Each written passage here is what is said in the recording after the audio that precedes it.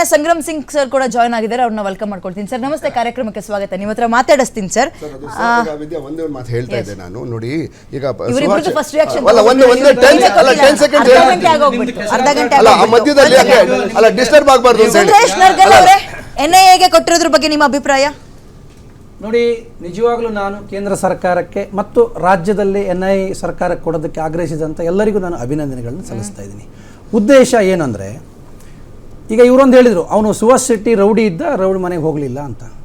ಈಗ ಜಮೀರ್ ಅಹಮದ್ ಖಾನ್ ಜೊತೆ ಅಲ್ತಾಫ್ ಅಂತ ಇರ್ತಾನಲ್ಲ ಸ್ವಾಮಿ, ಅವನು ಯಾರು? ಸಾಚನ? ಅವನು ರೌಡಿ ಅಲ್ವಾ? ಅವ್ರ ಮನೆ ಬಿರಿಯಾನಿ ತಿನ್ನಕ್ಕಾಗತ್ತೆ ರೌಡಿ ಮನೆಯಲ್ಲಿ? ಅವ್ರ ಜೊತೆ ಹೇಳ್ತೀನಿ ಕೇಳಿ, ಅವ್ರು ಹೇಳ್ತಾ ಇದಾರೆ, ಅವರು ಏನು ರೌಡಿ ಹೆದಂಗ್ರಿ ಹೇಳ್ತೀರಿ ರೌಡಿ ಅಂತ? ಈಗ ನನಗೆ ಹಿಂದುತ್ವದ ಇದೆಲ್ಲ ರೌಡಿ ಲಿಸ್ಟ್ ಓಪನ್ ಮಾಡಿದಾರೆ ದೊಡ್ಡಬಳ್ಳಾಪುರದಲ್ಲಿ, ಏನು ಗೋಮಾಂಸ ಹಿಡಿದು ಕೊಟ್ಟೋದಕ್ಕೆ. ಅದಂಗೆ ನೀವು ಸಮರ್ಸ್ಕೊಳ್ತೀರಿ? ಈಗ ನಾನು ಸತ್ತೋದ್ರೆ ನಮ್ಮ ಮನೆಗೆ ಬರಲ್ವಾ ನೀವು? ಎರಡನೇದು PFI ಇದು ಮಾತ್ರ ನೇರವಾಗಿ ನಂಟಿದೆ ಅಂತೇಳಿ ಎಲ್ಲರಿಗೂ ಗೊತ್ತಾಗ್ತದೆ. ತನಿಖೆ ವಿಚಾರದಲ್ಲಿ ನಿಮಗೆ ಹೇಳ್ತೀನಿ, ನಾನು ಸುಹಾಸ್ ಅವರ ತಂದೆ, ನನಗೆ ಅವನು ಕ್ಲೋಸ್ ಫ್ರೆಂಡ್. ನಾನು ಅವರು ಒಟ್ಟಿಗೆ ಜೈಲಲ್ಲಿ ಕೂಡ ಇದ್ದು ಬಂದಂಥವ್ರು, ಹೋರಾಟದಲ್ಲಿ ಒಟ್ಟಿಗೆ ಇದ್ದಂಥವ್ರು ನಾನು ಇವತ್ತು ಹೇಳ್ತೀನಿ, ಅವರ ತಾಯಿ ಮತ್ತು ಅವರ ಮಾವ ನನಗೊಂದು ಮಾಹಿತಿ ಕೊಟ್ಟಿದ್ದಾರೆ. ಅವನನ್ನ ಅವ್ರ ಚಿಕ್ಕಮ್ಮನ ಮಗನ ಮದುವೆ ಇದೆ. ಆ ಮದುವೆ ಬಿಟ್ಕೊಂಡು 4ನೇ ತಾರೀಕು ನಂತರ ಅವ್ರು ಬೆಂಗಳೂರು ಬರುವಂಥವ್ರು ಇದ್ರು. ಆ 4 ದಿವಸದ ಹಿಂದೆನೆ ಅವರನ್ನ ತಡೆದು ಬರೀ ಬೆತ್ತಲೆ ಪೊಲೀಸ್ ಅಧಿಕಾರಿಗಳು ಬರೀ ಬೆತ್ತಲೆ ಅಲ್ಲ, ಅವ್ರು ಹಿಡ್ಕೊಂಡಂತ ಟೂಲ್ಸ್ಗಳು ಹಿಡ್ಕೊಂಡು ಬರೀ ಬೆತ್ತಲೆ ಫೋಟೋಗಳನ್ನು ತೆಗೆದಿದ್ರು. ಅದನ್ನ ಎಲ್ಲಿ ಬಹಿರಂಗ ಪಡಿಸ್ತಾರೆ, ಆಚೆ ಹಾಕ್ತಾರೆ ಅಂತೇಳಿ ಹೆದರಿ ಅವನು ಇಲ್ಲಿಂದ ಹೋಗ್ಲಿಲ್ಲ. ಅವನು ಹೆದರಿ ಬೇರೆ ಏನು ವಸ್ತುಗಳನ್ನ ಗಾಡಿಲಿ ನಾನು ಇಟ್ಕೊಳ್ಳಿಲ್ಲ. ಅದಕ್ಕೆ ಹೆದರಿ ಯಾರು ಹುಡುಗರುಗಳನ್ನ ನನ್ನ ಮಗ ಇಟ್ಕೊಂಡಿಲ್ಲ ಅಂತ ಹೇಳ್ತಾರೆ. ಅಂದ್ರೆ ಪೊಲೀಸ್ ಅಧಿಕಾರಿಗಳು ಇನ್ಮೇಲಿದೆ, ಸರ್ಕಾರ ಇನ್ಮೇಲಿದೆ. ಇದನ್ನ ಹೇಗೆ ರಾಜ್ಯ ಸರ್ಕಾರ ತನಿಖೆ ಮಾಡೋದಕ್ಕಾಗತ್ತೆ? NIA ವಹಿಸಿದ್ದು ಒಳ್ಳೇದಿದೆ. ಈಗ ನಿಷ್ಪಾತವಾಗಿ ಆ ತನಿಖೆ ಬರಲಿ, ಇವತ್ತು ಮನೆಗೆ ನ್ಯಾಯ ಸಿಗಲಿ. ಆಯ್ತು, ಪಾಶ್ ಅವ್ರನ್ನ ಕೇಳೋಣ. ನೋಡಿ ಮೇಡಮ್, ಇದು ಈ ಫಸ್ಟ್ ಏನಂದ್ರೆ ನೋಡಿ, NIA ತನಿಖೆ ಅಂದ್ರೆ NIA ನಮ್ಮ ದೇಶದೇ, ಅದು ಅದ್ರ ಬಗ್ಗೆ ನಾನು ಏನು ಹೇಳಲ್ಲ, ತಕರಾರಿ ಇಲ್ಲ.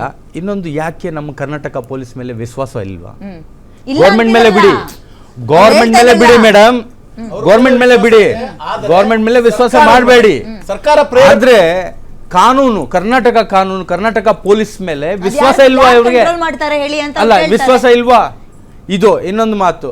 ತನಿಖೆ ಯಾರು, ಇದು NIA ತನಿಖೆ ಯಾರ ಮೇಲೆ ಆಗ್ತಾ ಇರೋದು? ಎಲ್ಲ ಹಿಂದೂ ಲೀಡರ್ಸ್, ಎಲ್ಲ ಹಿಂದೂ ರೌಡಿ ಶೀಟರ್ ಮೇಲೆ ತನಿಖೆ ನಡೀತಾ ಇರೋದು. ಅವ್ರಿಗೆ ಯಾರು ಹತ್ಯೆ ಮಾಡಿದ್ದಾರೆ ಏನಂತ. ಮುಸ್ಲಿಮ್ಸ್ ಫಾಜಿಲ್ ಆಗ್ಲಿ, ರಹೀಮ್ ಆಗ್ಲಿ, ಮಸೂದ್ ಆಗ್ಲಿ ನೀವು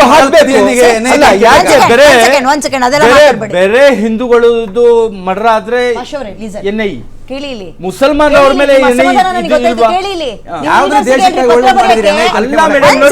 ಅಲ್ಲಲ್ಲ. ಈಗ ಇದು ಈಗ ಏನು ಅಲ್ಲಲ್ಲ, ಈಗ ಏನು ಅಲ್ಲಲ್ಲ. ಈಗ ನೋಡಿ, NIA ಎಲ್ಲಿಂದ?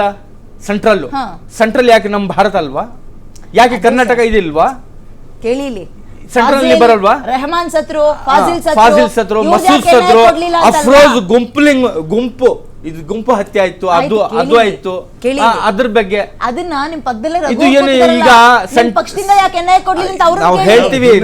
ನೋಡಿ, ಸೆಂಟ್ರಲ್ ಬಂದು ಏನ್ ಇದ್ ಮಾಡ್ತಾರೆ, FBI ಕೊಡ್ತಾರ? ಅವ್ರ ಹಿನ್ನೆಲೆ ಹೇಳಿ ಸರ್, FBI ಕೊಡ್ತಾರ? ಸಮಾಜ ಸೇವಕರ ಅಂತ ಇದನ್ನು ಕೊಡ್ಬೇಕು. ರಹೀಮು ಇನ್ನೋಸೆಂಟ್, ರಹೀಮು ಫಾಜಿಲು ಇನ್ನೋಸೆಂಟ್. ನಮ್ಮ ಹಿಂದೂ ಲೀಡರ್ ಒಂದ್ ಸೆಕೆಂಡ್, ಅವ್ರಿಗೆ ಯಾಕೆ ಅವ್ರನ್ನ NIA ಕೊಡ್ಲಿಲ್ಲ ಅಂತ ಕೇಳಿದ್ರಿ ಅಲ್ವಾ? ಪಕ್ಕದಲ್ಲಿರೋರ್ನ ಕೇಳ್ರಿ ಯಾಕೆ ಕೊಡ್ಲಿಲ್ಲ ಅಂತ. ನೋಡಿ, ಕಮಿಟ್ಮೆಂಟ್ ಅಲ್ವೇನ್ರಿ? ಅವ್ರ ದರ್ಮದವ್ರನ್ನ ರಕ್ಷಿಸ್ಕೊಳ್ತಾ ಇದಾರೆ, ನಿಮ್ ಧರ್ಮದವ್ರನ್ನ ಓಕೆ, ಹಂಗೆ ಮಾಡೋಣ ಬಿಡಿ. ಗೌರ್ಮೆಂಟ್ ಕೇಳೋಣ. ಯಾಕೆ ನಮ್ಮ ಇವರು ಸುಂದರೇಶ್ ಅವರು ಹೇಳ್ತಾ ಇದಾರೆ, ಜಮೀರ್ ಅವರ ಫ್ರೆಂಡ್ ಅಲ್ತಾಫ್ ರೌಡಿ ಶೀಟರ್ ಅಂತ. ಯಾಕೆ ಬಿಜೆಪಿ ನಲ್ಲಿ ರೌಡಿ ಶೀಟರ್ಗಳು ಇಲ್ವಾ? ಮತ್ತೆ ಯಾಕೆ ಹೋಗ್ಲಿಲ್ಲ? ಎಲ್ಲ ರೇಪ್ ಮಾಡಿದವರು ಇದ್ದಾರಲ್ಲ,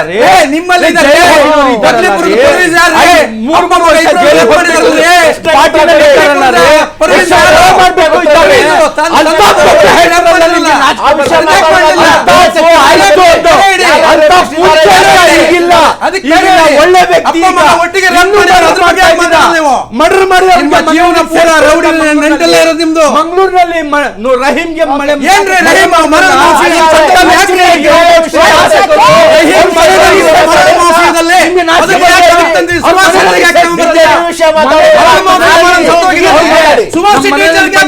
ಅಂತ ಹೇಳಿ ನಿಮ್ಮ ರಾಜ್ಯ ಸರ್ಕಾರ ನಿಮ್ಮ ಸಂಘಟನೆ ನೈತಿಕತೆ ಅವ್ರ ಮೇಲೆ